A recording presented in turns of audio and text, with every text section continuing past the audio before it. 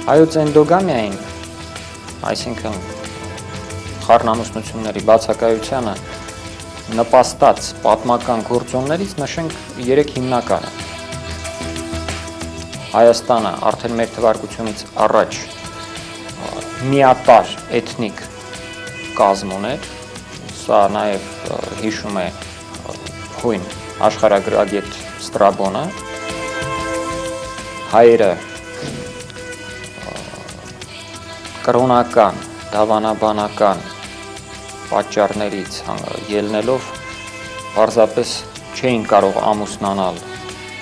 այլ ազգերի ներկայացուցիչների հետ։ Հայաստանը եւ հայ ժողովուրդը վերջին 2000-ամյակում ապրում էին բավական ծանր ժամանակաշրջան, իսկ 13-րդ դարից հետո, երբ Հայաստանում արդեն կործանվեց հայկական իշխանությունը, հայանալը պարզապես ձեռնտու չէր այլ էթնոսների ներկայացուցիչներին։ Ինչ վերաբերվում է դերմատոգրաֆիկային, այսինքն ձեռնամաշկի գծանկարների հատկանիշներին, ապա բացի փաստացի նյութը ուսումնասիրելուց հաշվարկվել է հայ ժողովրդի ժառանգական մակարդակի դիֆերենցումը, այսինքն տարբերակումը մայրական նախախմբից, մայրական նախապոպուլյացիայից եւ ժամանակակից հայերի ժառանգական մակարդակը եւ շատ հետաքրքիր ու շատ ցուցադրական ձևով երևացել է, թե ինչքան մեծ միակերպություն է նկատվում մեր ժողովրդի ժառանգական պատկերի մեջ եւ մեր ժառանգական դիֆերենցումը տանում է ժողովրդին ել ավելի դեպի մեծ կոնսոլիդացիոն, այսինքն դեպի ել ավելի միակերպություն։ Այստեղ կարելի է հիշել մի ծանոթ մտապատճեն, որ իբր այդ ճնշումների ժամանակ, որոնց ենթարկվել են հայերը, հաճախ են եղել հայ-կանանց բռնաբարություններ, զանգվածային բռնաբարություններ, եւ իբր մինչեւ այսօր մեր ժողովրդի մեջ կարելի է լսել այդպիսի բաներ, որ տեսեք, սրա դեմքն այնպիսին է, որ նա ուրեմն այդ սերունդներից է, իրականում սա սխալ, բացարձակ սխալ մեկնաբանություն է, որովհետև թեև իսկապես եղել են այդպիսի դեպքեր, սակայն դրանց թիվը չնչին է եղել, ժամանակի հատվածում դրանց հաճախականությունը շատ փոքր է եղել, կարող էր կրկնվել այդպիսի մի դեպք, ասենք 300 տարին մեկ որևէ գյուղի կամ շրջանի նկատմամբ եւ նույն հայերը իմանալով նման դեպքերի մասին, պարզապես այդ սերունդները ոչնչացվել են։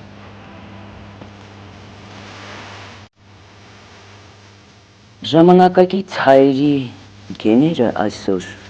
դա մեր նախնիների ուղերձն են դեպի մեզ եւ իրենց մեջ պարունակում են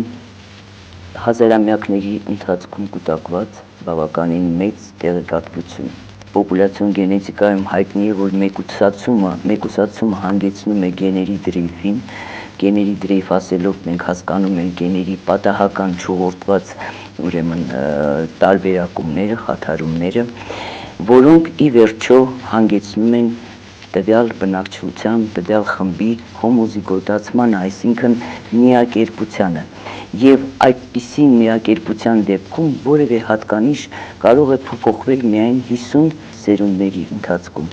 Իսկ եթե մենք հաշվի առնենք, որ մի սերունդի միջին տարիքը 25 տարի է, ապա կպահանջվի 1250 տարի, որպեսզի որևէ մի ռասայական հատկանիշ փոփոխություն կրի այդպիսի մեկուսացման դեպքում։ Այսպիսով հայերը շարունակաբար պահպանել են միատարրությունը, իրենց էթնիկ միատարրությունը, որն ունեցել է բազմաթիվ սոցիալական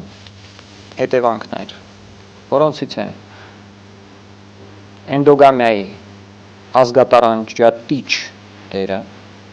հայոց գենետիկայի ազգատարանջատիչ դերը, ազգապահպան դերը եւ ազգը համախմբող դերը։ Կարելի է ասել, որ հայոց էնդոգամիան եւ հայոց գենետիկան հենց հայկական ինքնության հիմնաքարերից մեկն է։ Մեր պատմությունը լի է միգրացիաներով, տեղաշարժերով, լինեին դրանք ինքնական թե բռնի, որոնք ի վերջո հանգեցնում էին տարբեր հայկական միկրոպոպուլյացիաների, տարբեր ենթախմբերի մեկիսացմանը, այսինքն գեների խառնմանը, որոնք չեզոքացնում էին այն տարբերությունները, որոնք կուտակվել էին ուրեմն դարերի ընթացքում։ Նույնպես խթանում էին նրան, որ հայրական մեր նախնիների գեների տոկոսային առավելությունը միշտ պահպանվի։ Եթե համեմատենք հայերին մյուս ազգերի հետ գենետիկ տեսանկյունից, կարելի է ասել, որ այսօր հայ հորից եւ մորից ծնված հայը շատ մոտ է կանգնած կամ նույնն է գենետիկորեն մեզանից 2-3 հազար տարի առաջ ապրած հայի հետ։ Նույնը չի կարելի ասել բնականաբար եվրոպական ազգերի մասին, ասենք այսօրվա ֆրանսիացուն, եթե համեմատենք 10-րդ դարում Ֆրանսիայի տարածքում ապրած բնակչի հետ, նա գենետիկորեն նույնպես մեծապես տարբերվելու է, այլ չխոսենք երիտասարդ ազգերի մասին, ինչպիսիք են բրազիլացիները, նույն թուրքերը, ամերիկացիները, ռուսները, նրանք էլ նույնպես գենետիկորեն 21-րդ դարի սկզբի ռուսը, թուրքը, բրազիլացին մի քանի դար առաջ ապրած բնակչի հետ բացարձակ տարբեր կոդավորում ունեն։ Պոպուլյացիոն գենետիկայում գոյություն ունի մի հասկացողություն, դա պոպուլյացիոն ալիքներն են կամ կյանքի ալիքներն են, այսինքն ժողովրդի գեների ուրեմն եւ չափսը, եւ որակը, եւ քանակը, եւ որակը թե անկում են ապրում պատմական ինչ-որ շրջանում, եւ թե վերելք են ապրում։ Եվ այդ պոպուլյացիոն ալիքների անկումը նկատվում է մեր ժողովրդի մոտ առկա է միջև նույնիսկ մեր օրերը, միջև ասենք 20-րդ դարի վերջը, երբ Սումգայիթից Բաքվից բռնագաղթվեցին հայերը, սակայն փաստորեն այս դեպքում էլ մի հսկայական գենոֆոնդի մի մեծ չափս հայ ժողովրդի, որը մեկուսացած ապրում էր իր տարածքներում, եկավ տեղահանվեց եւ խառնվեց մեր ուրեմն նախնիների գենոֆոնդի հետ։ Մեծ դեր է պատկանում ընտանիքին փոխանցելու